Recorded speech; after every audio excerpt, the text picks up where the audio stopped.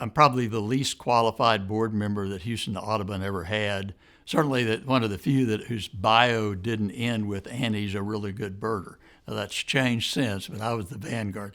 The only reason that I am on the board is because I sat next to Flo Hanna one time at a wedding reception. I had just retired, and she was asking me what I was doing. And I told her one of my goals was to learn the birds in my backyard and some other things that I talked about. She knew I was interested in the outdoors. And the next thing I knew, I had a call from Flo, and I think Peggy Boston, who happened to be head of the search committee at the time, who I knew from tennis, asking if I would interview, and I interviewed with Joy Hester and Jim Wynn and our executive director at the time, and walked away thinking neat organization, but I have no idea how I would fit into it. And then I got a call saying they wanted me to join the board. The rest is history.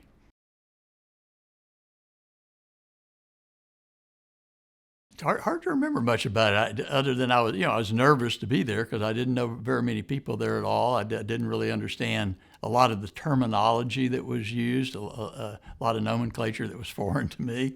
And I tried to just keep a low profile and not make an idiot out of myself because I really didn't know much about the conservation community or birding, and mainly just listened. And at the time, that board meeting and a few others, a lot of the focus at that time was on cash flow management. We were in the middle of a recession. How are we going to meet budgets and that sort of thing. So I felt a little more comfortable in that area than I did with discussion of what was going on at a sanctuary or some program. So.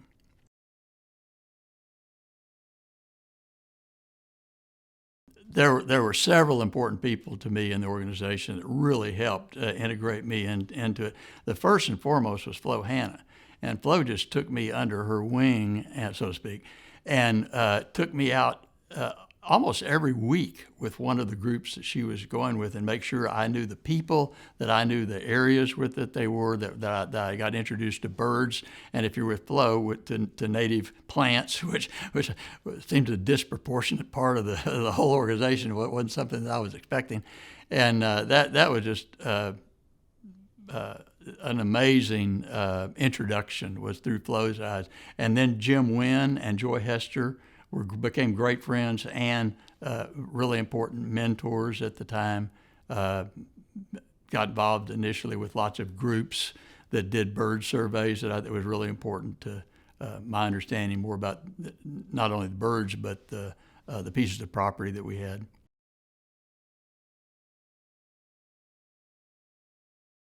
As far as sanctuary experience prior to that, the only one they had was High Island. And Ellen Redd, who was a part of this organization for a long time, took a group of people from my church there like 10 years before. And that was had been my only experience. And that was sort of an aha moment for me bird-wise, like it is for a lot of people, where we just saw some spectacular birds, first scarlet tanager I ever saw, and all that sort of thing. So maybe I should have included Ellen Redd in my list of previous mentors, but she was very important. And that was my first experience with the sanctuary. I didn't even know this sanctuary existed here at Edith Elmore, and that was one of my first comments to the board was, why? And we've got 150,000 cars a day that go by the place, and yet and most people don't know that it's here. So as a businessman, that seemed to be an anomaly. Yeah, I made it intentionally. I think I probably, by the time I'd finished my second year, I'd probably visited more sanctuaries than anyone else on the board. And that was just because some of them are very remote and you've got to be very intentional about visiting them. But just not to be embarrassed because I was so far behind everyone else. Anytime there was an opportunity to go visit a sanctuary, I did it.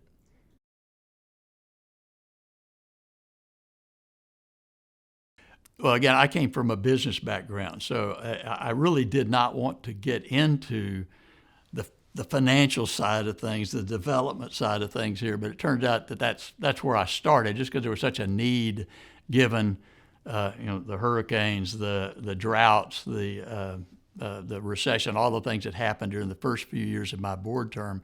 That's where I was needed the most and where I felt the most comfortable. So I did spend maybe a disproportionate amount of time with that, where I felt comfortable and where I could do the most good, I thought.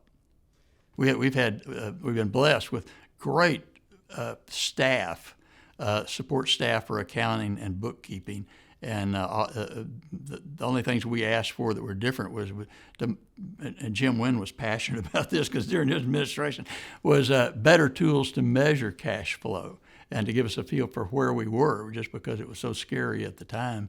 But we worked our way through it, and I think they would have done that fine without my help. That was just where I felt most comfortable being. The only other areas were more organizational, because of my experience in business, that where I could see things that could be improved, and eventually got interested in that. But that wasn't the most important thing initially.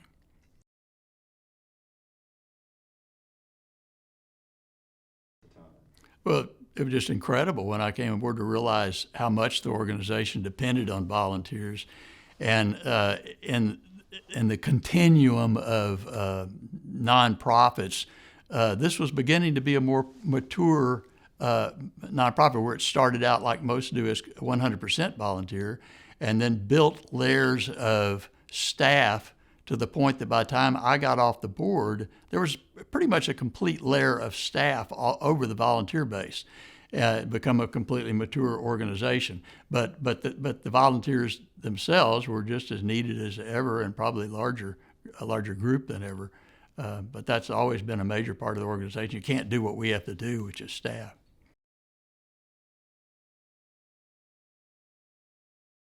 Beginning with my term, I think began a new era for Houston Audubon. We had just hired Helen Drummond. We just hired Richard Gibbons.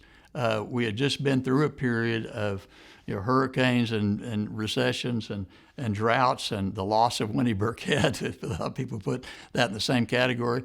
And we were ready to go, and we did. We did some great things from that point forward. I don't think we've ever taken a step backwards, and I'm really proud of all the things we did during that time to keep moving the organization forward in a way where we really pulled together.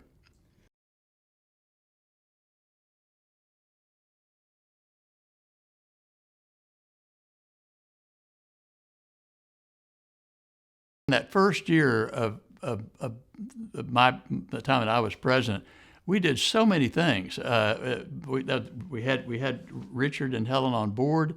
We entered into the 10-year strategic plan for the organization that not only had a great product at the end of it, but just the process alone created all kinds of people, brought in all kinds of people that bought into the product and knew more about the organization, and really helped us move forward. That was a major thing. Very specific goals that helped us over the next few years and kept us from just reinventing the wheel every time we got together. I thought that was great.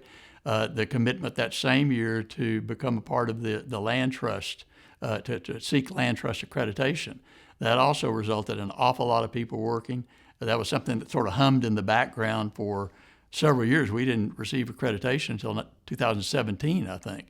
But the process, again, was as important as the product, where we had people putting spotlights in every nook and corner of the organization and looking at processes and accounting practices and programs and everything, and dusting everything off. And we came out of it a much cleaner, tighter, neater organization as a result, and with an awful lot of people who knew a lot more about the organization than before. And again, another way just where we were all pulling on the same team. So that was a really good one.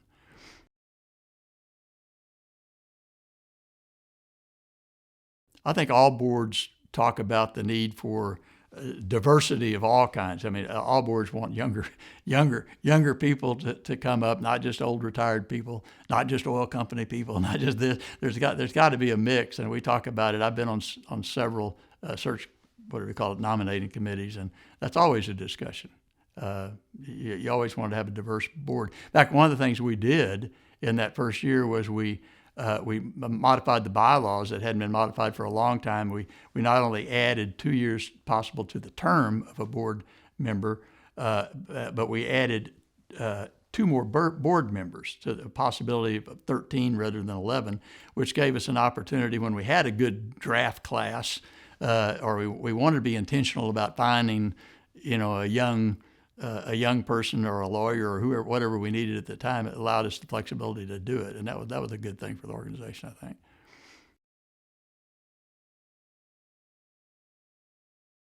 I actually donated money towards a birdmobile, but in the interim, I found out at one of the meetings that there was a couple that was looking for something interesting to donate money to.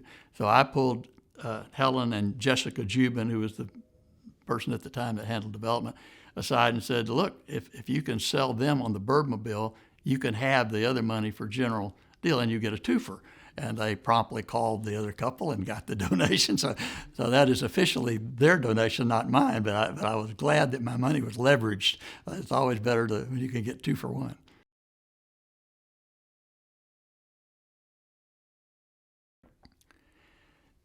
Let's see, in 2017, there was a group that was put together to analyze the needs of High Island from an infrastructure standpoint. We had a lot of things going on, including a very generous gift from the McGovern Foundation of over $2 million that included, among other things, a canopy walkway, bathrooms for Smith Oaks. But we had a lot of other needs at the same time: housing needs, natives nursery needs, maintenance needs. There's all kinds of things sort of came up at one time. So we thought we need to look at it instead of piecemeal, to look at it all at once and even engage the services of an architectural firm.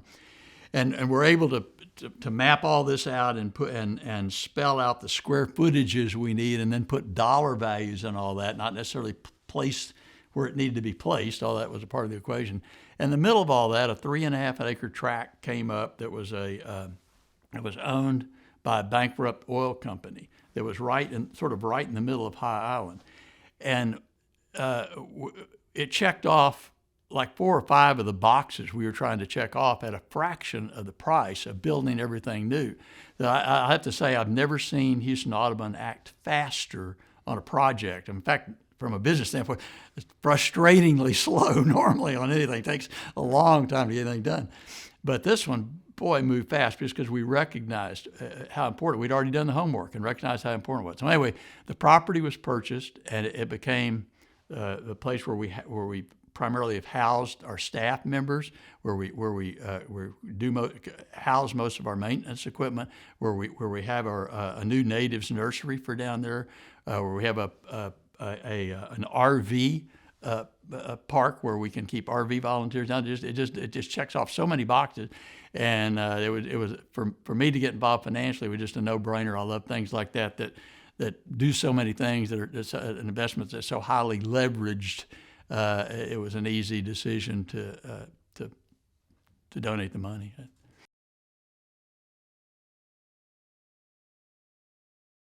My interest in photography and my interest in birding sort of grew together. You really can't separate the two. That I think originally when I was talking to Flo Hanna about what I intended to do, not only intended to learn all the birds in my backyard, I wanted a photograph of every bird in my backyard, and I bought a lens that I thought would accomplish that.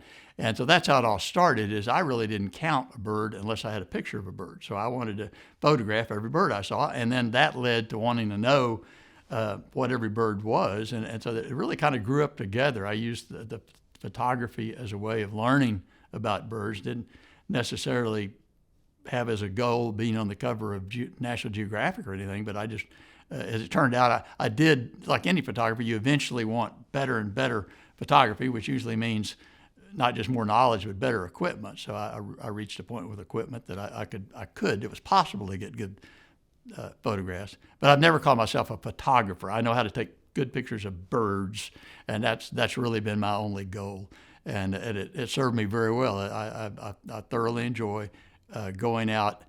And nowadays, sometimes not even with the camera. I've become a birder. It took a long time, but it's one of the most important things I do now in my life. It's substituted. Fishing was my passion, outdoor passion before. Hadn't completely substituted that, but it's become my number one passion, and even number one travel interest is in birding.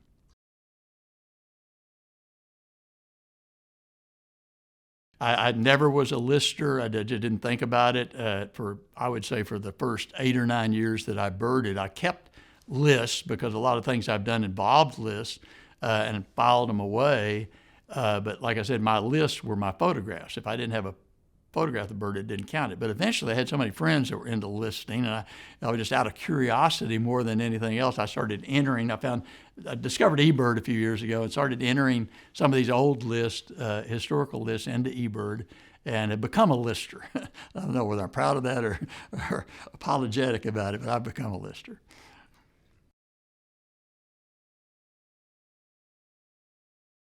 I think one of the amazing things about living in Houston, and sometimes you have to look hard for some real fun, amazing things in Houston, is the confluence of birds and the numbers of birds, the importance of the area to birds, the fact of whether they're coming or going. We could be at the far north end or the south end, or they could be residents, and that's a great opportunity for one thing to study birds, to observe far more than most people have in their area, far more diverse. But it also creates an obligation, I think, to maintain the habitat and to make a nice home for them. So I think it's a pretty easy pitch.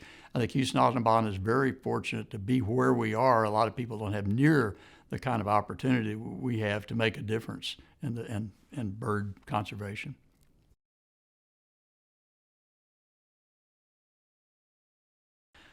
I think it's pretty clear that nobody at Houston Audubon is going to work themselves out of a job as long as the mission is bird conservation and bird habitat conservation, because both of those curves, by just about any metric, are in a steep decline.